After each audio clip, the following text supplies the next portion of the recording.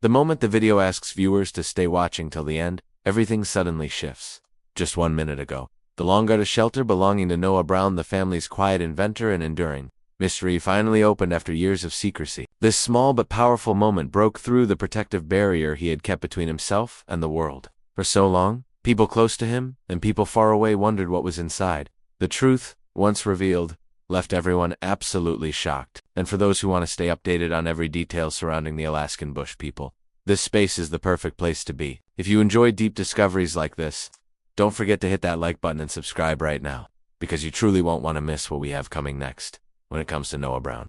One thing has always been certain: he remains the most mysterious member of the Alaskan Bush People family. Hidden deep in the Alaskan wilderness sits his shelter, far away from noise, far away from roads, and truly unlike any other cabin you've ever seen. Everything about Noah seems different. While his siblings built their lives in the wild through traditional skills like hunting, fishing, and hard physical labor, Noah walked a completely different path. He devoted himself to invention, secrecy, and the comfort of solitude. People like Noah naturally make others curious. Everyone wonders what's going on inside their heads, and Noah gave the world endless reasons to wonder. He appeared as an enigma and eccentric genius who existed on a different wavelength. While his family worked as a team, Noah often stayed in a corner somewhere, quietly experimenting. Even those closest to him knew little about what truly happened behind the closed doors of his private cabin. The entire place radiated mystery. It held an energy that made people curious about its hidden corners and locked spaces. Unfortunately for them, Noah's cabin remained strictly off-limits for years. It was locked tight, guarded, and shut down to the outside world, which only intensified the fascination surrounding it. Conversations grew, especially within the family. People wondered what was hidden behind those doors. What was Noah building in there? What secrets was he keeping? Slowly, the cabin became something more than just a building. It became a treasure chest of unanswered questions, suspicion, and curiosity. Everyone who knew about it had theories, but never any actual answers. However, time has a way of revealing everything.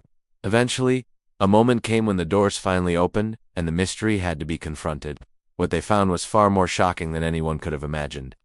Even though they didn't want to invade Noah's private life, they knew the truth had to be uncovered. Standing at the threshold, they each paused, unsure of the answers waiting inside. But once they stepped in, the discoveries were unbelievable. Hidden blueprints, long-prepared survival caches, coded journals, and even a secret room that none of them knew existed. These discoveries changed not only how the world saw Noah Brown, but also how the family viewed him. It was a rude awakening, one no one had predicted, and the only way out of the mystery was to walk directly through it, which is exactly what they did. To truly understand the significance of what they found, you must understand Noah Brown himself. Long before the family had their massive screen, time, and global audience, Noah already stood out as the most intriguing member of the Brown clan. While his brothers and sisters focused on survival, skills building, fishing, hunting, Noah's mind wandered elsewhere. He drifted from idea to idea, sketching designs, imagining inventions, and creating contraptions no one else could see. His uniquely wired mind made him both gifted and isolated. Sure, being the family inventor was a blessing, but it also created a wall between him and everyone else. He preferred being alone. He needed his own space. Even if it meant distancing himself from his family, that's how the cabin became more than a cabinet, became his sanctuary, his refuge, his personal universe. Inside, he escaped the noise of the world and entered a space he created with his imagination. This world held secrets and dreams. It was nothing like the bustling Brown family home filled with laughter and chaos. Noah preferred the quiet, the isolation, the comfort of being closed off. Whenever people passed by the cabin, they wondered what went on inside. Why were the windows covered? Why were the doors always locked? Why didn't Noah want anyone near it? No one could uncover the truth until recently. Inside the cabin, he created a shelter that stored his innermost thoughts and ideas. Tools covered the walls. Hand-drawn sketches revealed the hours he spent working, imagining, and dreaming. For Noah, the shelter was a temple, a private place where his inventions existed freely. To everyone else, it was just a mystery, a source of endless questions. His siblings joked about him hiding a time machine or a world-changing device. Even though they laughed, they still wondered what he was really hiding. As Noah became even more withdrawn, the questions grew. His family asked if he valued privacy more than trust, especially when their lives were constantly on display. One knew what was behind the doors only, that this secret kept growing. Some believed Noah was preparing for an unknown event. Maybe he was stockpiling supplies or building inventions meant to protect the family from future danger. Others thought the shelter was a Moshula place, where Noah kept himself grounded and protected from the overwhelming noise of life. The truth, as they soon learned, was that Noah's shelter was more than secrets. It was a creative space he needed to survive mentally and emotionally. But the deeper truth also meant learning things that would shake them before giving them clarity. For years, no one had the faintest idea what he was guarding. Anyone who approached the shelter noticed that not every part was accessible. Some doors were sealed. Corners seemed intentionally hidden. Locks appeared newer than the rest of the structure. It was clear Noah had protected this space on purpose. Each attempt to reach the handle ended in failure. And when they asked Noah directly, he would only smile and change the subject. No straight answers, just silence. This silence created a breach of trust no one expected. That door became symbolic. Noah existed between two worlds. To one world, he was the brilliant, helpful brother who shared his knowledge. But to the world behind the locked door, he was someone completely different, someone protecting secrets he didn't want anyone to see. People were curious, even nervous. Why have a secret shelter inside your own home? The more Noah dodged their questions, the more uneasy the family became. Eventually they opened the door, and what they discovered was nothing like dirty laundry or unused gear. It was something far deeper: pages on tables, sketches pinned to walls, diagrams bundled together, strange calculations spread across surfaces, all offering a rare look into the mind of Noah Brown. Each drawing seemed like it was a look into Noah's mind, almost like opening a door into the way he saw life itself. It was clear that he saw the world differently from everyone else around him. It was as though he saw it as it could be rather than how it was. The paper showed designs for machines that had never been built, ideas that felt ahead of their time. They also featured survival tools that looked futuristic, along with contraptions that combined wilderness living with scientific prowess in a way only Noah could imagine. Some designs looked like water purifiers made from scrap metal, others like generators powered by natural elements. And still others were so strange that even his own family couldn't decipher what their purpose might be. It seemed as though Noah Brown was preparing for a future in which his family would need these inventions just to survive. Or maybe he was simply so invested in making sketches based on his imagination, which was running wild and free late at night while everyone else slept. Everything they found seemed to be impressive in one way or another. But what stunned the family even more was the precision. Noah had drawn every single line with care and intention. He marked the details with measurements written out in words, making sure nothing was left unclear, and he never left a page unfinished, as though completing each drawing was a promise he made to himself. Now the question on everyone's mind became, why did he have to hide all of these? And himself too? Why did he keep his cabin closed? Was it because he was afraid others would not understand his vision or the depth of his creativity? As his family continued to explore what they had found, one page after another, they only had more and more questions. They wondered why Noah had never spoken about his designs, and why he hid them rather than being proud and showing them publicly. Was he scared of being misunderstood or being labeled a mad scientist? There were many questions his family had, and the more things they saw, the more they were impressed by Noah and everything he had created. This wasn't a case of Noah just being bored and sketching away for the fun of it. It was so clear that Noah was a mastermind who had managed to create a whole world from his mind onto the pages. While some pages were easy to understand, some blueprints had strange notes that were written in code and symbols that only Noah seemed to understand. Then some had little clues or warnings, as if he had considered dangers the family hadn't even thought of. It was almost like Noah had predicted a long line of unfortunate events that would one day threaten the family. It was an eerie thought, that Noah might have been preparing answers to specific problems, even before those problems existed. It's no surprise that what they found left the family confused. They were torn between being impressed and being flat out worried. They started to wonder whether Noah was a man who was only getting deeper into his own seclusion and unable to let the world in, or maybe a genius who had created blueprints that even words could not explain. And again, whatever the case was, it was certain that they had found out just how brilliant Noah was, and they had also revealed what he had been so secretive about. While the blueprints were all well and good, that wasn't the only thing his family found. The more they searched inside Noah Brown's cabin, the more astonished and shocked they were becoming. What started as hidden blueprints soon became something way more shocking. In corners carefully hidden behind wood panels and under floorboards, they found caches of supplies that felt like preparation and secrecy woven together. There was food stored in airtight containers. There were jars of dried herbs, carefully wrapped bundles of tools, and even handmade weapons. All of these things were behind those closed doors that everyone couldn't stop wondering about. It was almost as if Noah was saving it all for a day he firmly believed would one day come to pass. How else was his family supposed to make sense of it all? Why else would he have stored all of those things in secret? What was he so worried about that he had to create all of these tools and devices? And why did he store so much? It was almost as though each drawing in each hidden container had its own meaning. There was rice measured and sealed as though it were meant to last for ages. Then there were water bottles fitted with filters Noah had built himself.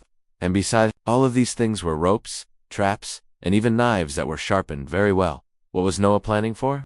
Was he trying to stay prepared for a future where survival would be necessary? Or was he simply living off his instincts, molded by years spent surviving in the wild? Of all the things that were found, what really stood out were the handcrafted weapons created from wood, metal, and bone.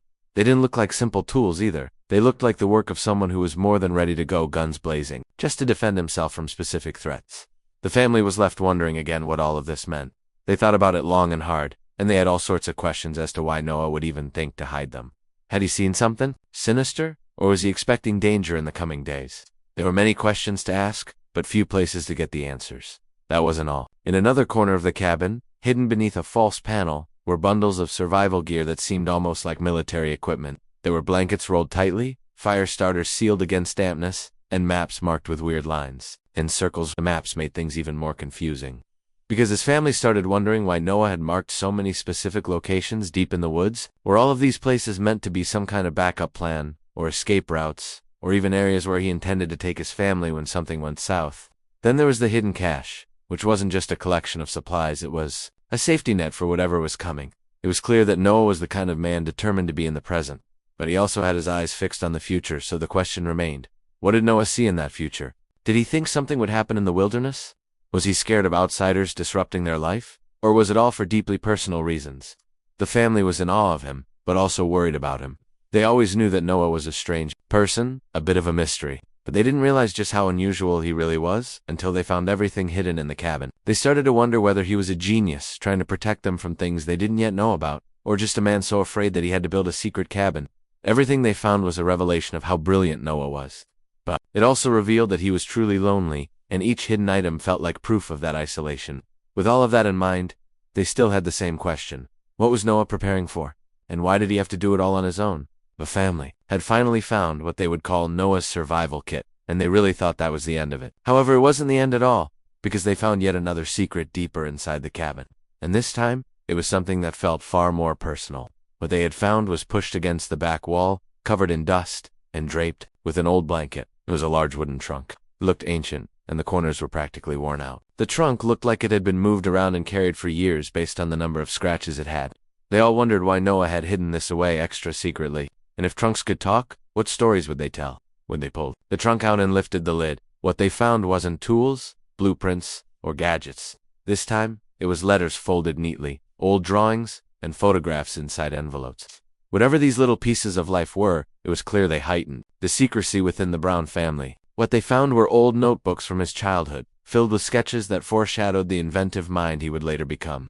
There were notes written in the uncertain hand of a boy who dreamed of creating more than the wilderness could offer. They wondered if these writings revealed a longing no one had ever dared to speak aloud. Did he already sense that he was different, destined to see the world through eyes no one around him shared? There were also letters. Some were from family members who had passed away, but their words still carried comfort and guidance as the years went by. Then Noah himself had written some content, but it was almost as though it had never been sent. There were many thoughts he had never shared, and many emotions he had never confessed. Why had he chosen to write but not deliver them? Were they messages of love, regret, or even fear? Did Noah believe that words left unsent were safer than words exposed? Then, at the very bottom of the trunk, was a collection of small objects that seemed insignificant yet carried deep meaning. There was a broken pocket knife, a faded toy, a few stones, and a handmade wooden cross. These were by no means expensive treasures, but they were the kind that held memories, secrets, and fragments of a man who lived more deeply than he ever admit that they were simply treasures of memories that had passed, quiet fragments of a life that once felt close, familiar, and full of meaning. Every piece they found seemed to be connected to Noah and the memories he carried with him for years. Yet even as the family carefully lifted each item, they still wondered why he had chosen to hide them all away in a trunk, tucked far out of plain sight. Did he not want to remember them anymore? Or was he simply scared that people would not understand why he cherished these little, seemingly insignificant items? His family stood there, too stunned to speak after discovering this forgotten trunk. From what they could see, it seemed as though Noah had changed somewhere along the way, as if the person they thought they knew was no longer the same, or maybe he never had been the version they believed. They had always known Noah Brown to be the kind of person who felt deeply, someone who carried his memories as though they were fragile and precious. Yet here they were, faced with a version of Noah who had abandoned those memories in a dusty trunk. Then came the journals. These journals were encoded, carefully hidden away in a corner. all stacked neatly inside a wooden crate, where dozens of notebooks had been kept for who knows how long. Some of these journals were wrapped in worn leather, while others were just the most basic notebooks. But every single one unmistakably belonged to Noah. His handwriting, clear, distinct, and familiar, was sprawled across every page. At first glance, they looked like ordinary writings. But when the family examined them more closely, they realized instantly that these journals were anything but ordinary. Noah had filled page after page with complex material, symbols, codes, and cryptic drawings. These were certainly not simple diaries of everyday thoughts. Instead, they were densely packed volumes filled with unfamiliar symbols, complex diagrams, and occasional English sentences woven between the chaos.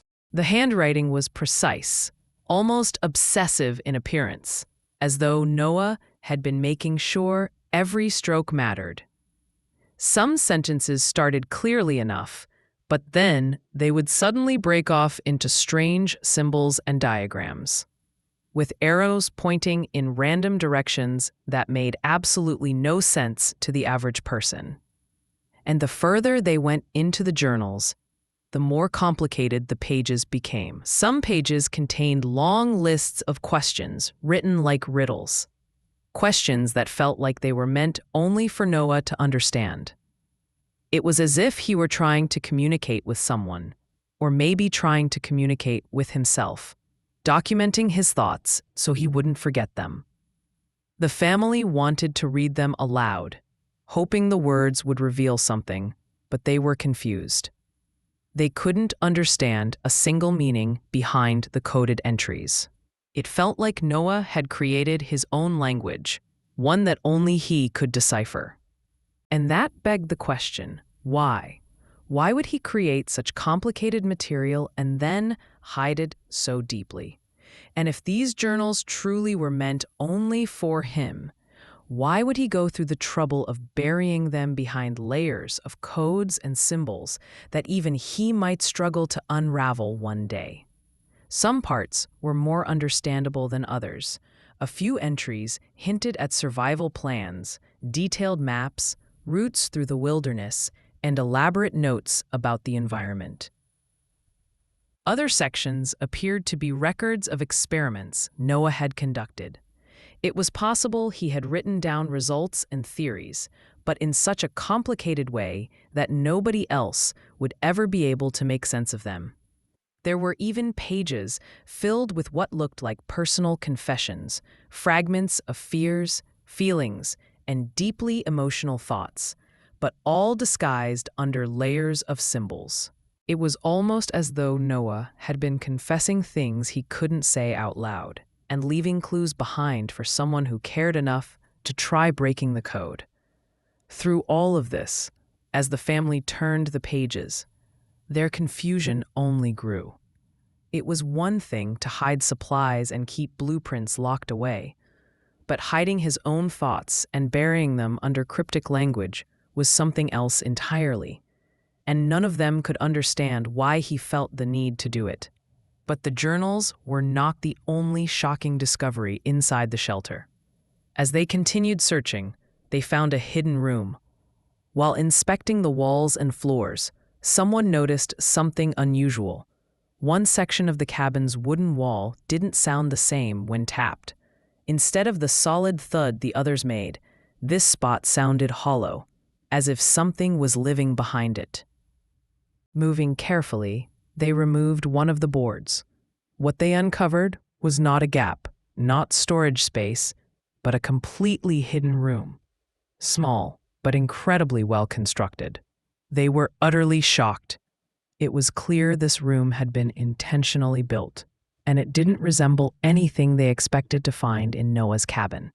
Inside, the room felt both worrisome and strangely exact, almost too carefully arranged.